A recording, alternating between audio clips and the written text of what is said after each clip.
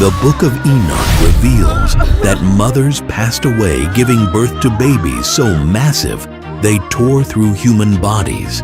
Yet these scary infants looked completely angelic and innocent. Most people think bigger means stronger, but these Nephilim developed beyond physical size into something that terrified their own angelic fathers. Their sweet baby faces began changing in ways that defied nature itself. Mothers noticed their children's eyes first, then their smiles, then the sounds they made when they got excited. What these innocent-looking giants transformed into made their own creators regret ever touching human women. We'll show you how these children used their innocent faces to get close to victims, making adults trust them completely before revealing their true deadly intentions. But to understand how these terrifying children came to exist, we need to go back to where it all started. This story begins with heaven's most trusted guardians who held the ideal job in heaven, but made one deadly mistake. These weren't just any angels. They were called Watchers, and their name told you exactly what they did. The word Watchers comes from an old language where it means those who are awake. God gave them one sacred job: watch over humans and guide them from far away. Never get too close, never get involved, just watch. For years, that's exactly what they did. 200 of these powerful angels floated high above the earth, keeping their distance like good soldiers. They watched families build homes. They saw people plant crops and raise children. They guided them safely through dangers. It was the ideal job for flawless beings. But something stirred in their hearts when they looked down at the daughters of men. These human women were beautiful in a way the angels had never seen before. They weren't like the bright, shining beings in heaven. These women laughed and cried and lived with such passion. The angels felt a burning desire they were never meant to feel. Day after day, the Watchers found themselves staring longer. Their holy duties became harder to focus on. All they could think about were these amazing human women walking around below them. The feeling grew stronger and stronger until they couldn't ignore it anymore. Semyaza, their leader, knew they were in trouble. He called all 200 angels to meet him at Mount Hermon, a tall mountain that reached toward the sky. When they gathered there, Semyaza looked at his fellow Watchers with worry in his eyes. "We're thinking about doing something terrible," he told them.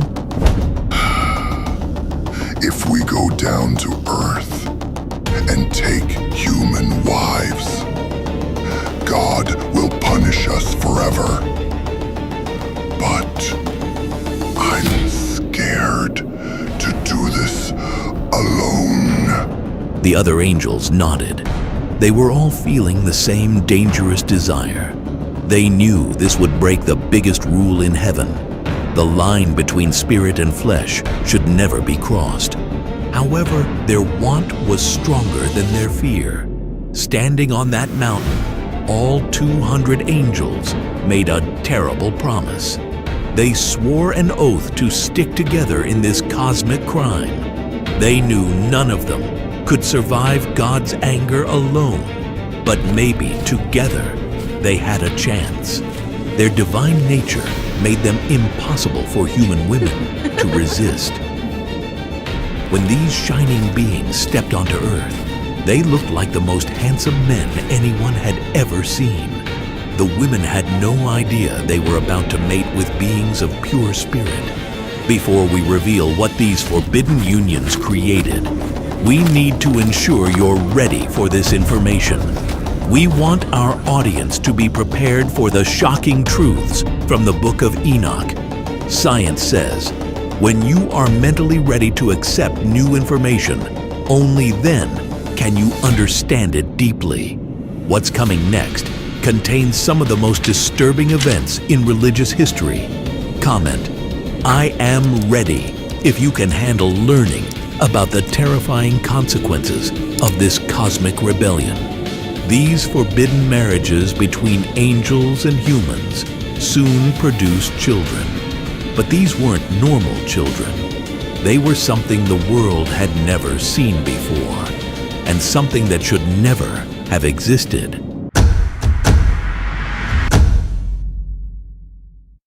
The results of these unholy unions were creatures that should never have existed. The unions between Watchers and human women produced children that broke every natural law. These weren't just big humans. They were called Nephilim, and they were giants whose very existence was wrong. A normal human baby weighs about 7 pounds. These Nephilim babies were enormous from the moment they were born. The Book of Enoch tells us they grew to be 3,000 ells tall. That's about 450 feet, taller than a 40-story building. Their footsteps created earthquakes. Their voices boomed across valleys like thunder. But the worst part was what happened to their mothers. These poor women's bodies couldn't handle giving birth to such huge beings. Many mothers died in terrible pain as these giant babies tore through their human bodies. It was a horror no woman was meant to face. Yet when you looked at these giants, they seemed innocent. They had angelic faces like oversized children with bright eyes and sweet smiles. However, underneath those heavenly looks lived incredible strength that could crush solid stone into powder. They could tear apart trees with their bare hands, like you'd snap a twig. The Nephilim inherited abilities from their angel fathers that went beyond just being big. They were faster than humans, stronger than anything on Earth. Their otherworldly heritage gave them powers that started to scare even their own angelic fathers. At first, the Watchers felt proud of their children. Look what we created, they thought. But that pride turned to fear as they watched these giants grow. The angels began to realize they had unleashed something they couldn't control. The Nephilim's appetites were as enormous as their bodies. They ate entire barns full of grain in one meal. They devoured whole herds of cattle like snacks. Farmers worked all year to grow crops, but one Nephilim could eat it all in a single day. Villages couldn't keep up with feeding them. These giants consumed everything humans could produce, but they were still hungry. Their enhanced bodies needed more food than the earth could provide. People started to panic as their food disappeared faster than they could grow it. The angelic faces that once seemed innocent now looked different. There was something hungry in their eyes that normal food couldn't satisfy. The giants stared at humans in a new way, like they were thinking about something terrible. Their incredible strength had made them ideal hunters that no human could stop.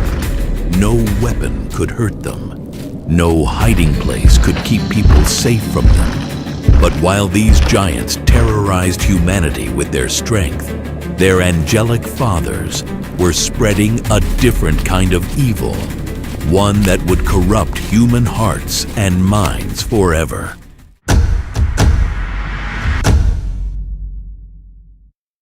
While their giant children terrorized the earth with brute force, the fallen angels spread corruption in an even more dangerous way. They began sharing divine secrets that humanity was never meant to know. These angels possessed knowledge that belonged only in heaven, but they decided to teach these forbidden mysteries to their human wives. Azazel was the worst teacher of all. He showed men how to take their simple farming tools and turn them into weapons of death. Before Azazel came down, humans used metal to make plows and shovels for growing food. However, Azazel revealed how to hammer iron into sharp swords and knives. He showed them how to make shields and armor that could stop any attack. These lessons spread like wildfire through human towns. Peaceful farmers suddenly became warriors. Brothers who once worked together in fields now fought each other with blades that could cut through anything. The first wars in human history started because angels revealed how to kill each other better. But Azazel wasn't the only instructor. Other fallen angels shared different deadly secrets. Semjaza showed people how to cast spells and use magic roots. Barakijal revealed how to read the stars for evil purposes instead of just telling time. Kokabiel explained secret signs in the sky. The angels even poisoned human beauty. Azazel demonstrated to women how to paint their eyes and faces with makeup. He displayed how to use shiny stones and bright colors to make themselves look different. Before this, women were naturally beautiful the way God made them. Now they learned to use makeup and jewelry as tools to trick and control men. People discovered how to charm evil spirits and control hidden forces they didn't understand. They learned to read clouds and predict the future in ways that went against God's plan. Magic and witchcraft infected every village like a deadly sickness. Towns that once lived in peace became centers of violence and pride. Men bragged about their new weapons. Women competed to look the most attractive with their new paints and jewels. Nobody cared about being good anymore. They only wanted power and beauty and ways to hurt their enemies. The angels instructed humans to break every rule God had given them. War, magic, and vanity infected every part of human life. Love grew cold between families. The land became soaked with blood from all the fighting. This heavenly wisdom created a waterfall of sin that poisoned everything it touched. The Watchers' greatest crime wasn't just breaking God's law themselves. It was instructing humanity to break it too, spreading evil like a deadly plague. However, while humans learned these forbidden arts, the giant Nephilim were facing a crisis of their own. Their massive appetites had consumed every source of food on Earth, and their hunger was driving them toward an unthinkable solution.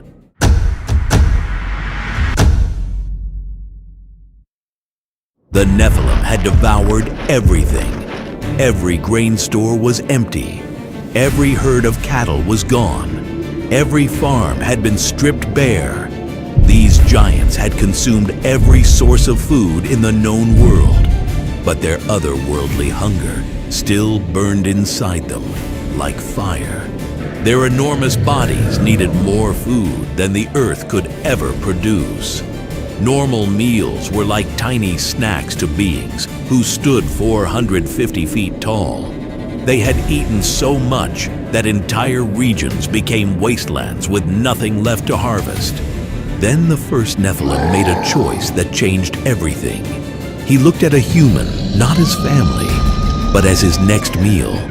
In that moment, these giants crossed the final line from troublesome big kids into pure evil monsters.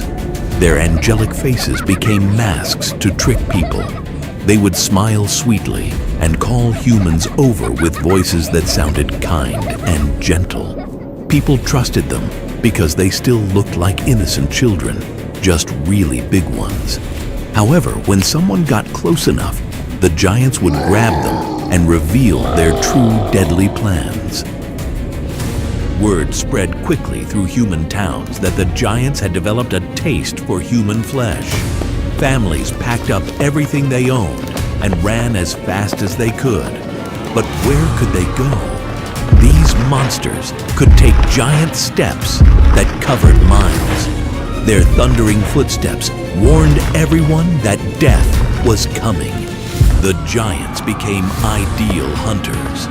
Their incredible strength meant no human weapon could hurt them. No walls could keep them out. No hiding place was safe. They could smell humans from miles away and hear heartbeats through thick stone walls. Screams echoed through valleys as the Nephilim hunted down every person they could find. Mothers grabbed their children and tried to run, but giant hands could reach down and pluck them up like picking flowers. Fathers fought back with swords and spears, but their weapons bounced off the giants like toys. The giants didn't just eat humans either. They hunted every living thing they could catch. Birds, fish, reptiles, wild animals. Nothing was safe from their endless hunger. They even ate each other when they got desperate enough. Even the earth itself seemed to cry out in pain. The ground was soaked with blood. Rivers ran red. The very land accused these lawless monsters of breaking every rule of nature. Humanity's desperate cries for help rose up to heaven like smoke from a fire. People begged God to save them from these cannibals who had once been their neighbors' innocent-looking children. Those cries reached the throne of God, and he immediately called forth his most powerful warriors to end this rebellion once and for all.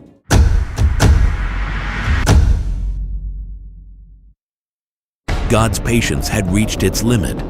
Instead of sending one angel, he summoned 4 of his most powerful warriors: Michael, Gabriel, Raphael, and Uriel. Each archangel received orders that would reshape the entire world, targeting different aspects of the cosmic rebellion that had infected both heaven and earth. These weren't ordinary angels. They were archangels, the strongest, most trusted warriors in all of heaven. Each one got a different target in this cosmic war against rebellion. Raphael got the job of dealing with Azazel, the angel who had taught humans how to make weapons and war. God told Raphael to grab this rebel angel and drag him to a place called Dudael in the desert. There, Raphael wrapped Azazel in unbreakable bonds and threw him into a deep pit covered with sharp, jagged rocks. The fallen angel's screams echoed across the empty wasteland as he faced prison until Judgment Day. Gabriel received an even more clever assignment. Instead of fighting the giant Nephilim himself, he was told to turn them against each other. Gabriel whispered thoughts into their minds that made them angry and suspicious. Soon, these cannibals started seeing each other as enemies instead of brothers. The giants began a brutal civil war, using their incredible strength to tear each other apart. Michael, the greatest warrior angel, got the biggest job. He had to capture Semyaza and all the other watchers who had taken human wives. Michael grabbed these fallen angels one by one and dragged them to dark valleys under tall mountains. There, he bound them with eternal bonds, trapping their immortal bodies until the final Judgment Day. Uriel got the most urgent task of all. He had to race against time to warn Noah about what was coming next. God was preparing to send a flood that would wash away everything evil on earth. Uriel flew as fast as he could to find Noah and tell him to start building a wooden boat immediately. Even Enoch, the righteous man who walked with God, was lifted up to heaven so he wouldn't have to watch the complete destruction of his world. God didn't want good people to see the terrible things that were about to happen. This wasn't just punishment. It was 4 perfectly planned strikes against rebellion, happening all at once. Each archangel carried out their orders with deadly precision, proving that no matter how strong rebellious angels think they are, they can't stand against God's justice. However, while the archangels dealt with the Watchers and Nephilim, God was preparing an even greater judgment. He was about to unleash every drop of water on earth to wash away this corruption forever.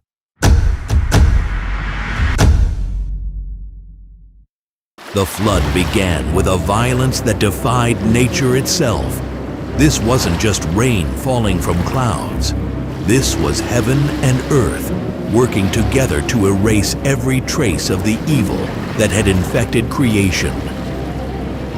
Water poured down from the sky like giant waterfalls, while underground springs burst open from below. It was like the whole planet had become one massive washing machine. The mighty Nephilim, who had terrorized humans for so long, suddenly found their incredible strength meant nothing. These giants, who could crush mountains with their bare hands, couldn't do anything against rising water. They tried climbing to the highest peaks, but the flood kept climbing higher. Their 450-foot bodies that once seemed so dominant now just made them bigger targets for the endless waves. Water covered everything, the tallest mountains, the deepest valleys, every city and farm.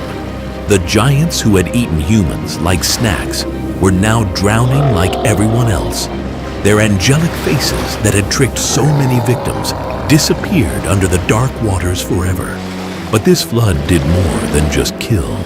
It washed away every person who had learned the forbidden wisdom from the fallen angels. Every weapon maker, every magician, every person who used makeup and jewelry to deceive others, all gone. The waters didn't just destroy the giants. They cleaned away all the sin that had spread like poison through human society. High above the drowning world, one wooden boat floated safely on the waves. Noah's Ark carried the only humans who had stayed pure from the angelic infection. Inside were Noah, his family, and pairs of every clean animal. They could hear the storm raging outside, but they were protected by God's own hands. For 40 days and 40 nights, water fell from heaven. When it finally stopped, the world looked completely different. No cities, no farms, no giants, just one endless ocean covering everything. It was like God had pressed a giant reset button on the entire planet.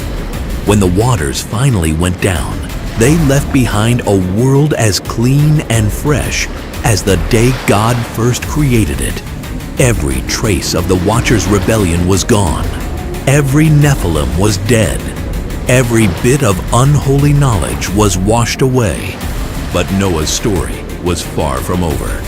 In this fresh, clean world, the righteous man who saved humanity planted a vineyard, got drunk, and ended up naked in his tent.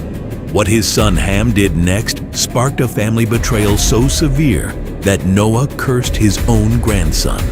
This wasn't just family drama. Noah's curse created the biblical justification for slavery and shaped the destiny of entire civilizations. The consequences of this single moment affected Africa, the Middle East, and Europe for millennia. Click on the video being displayed on your screen to uncover this explosive family scandal.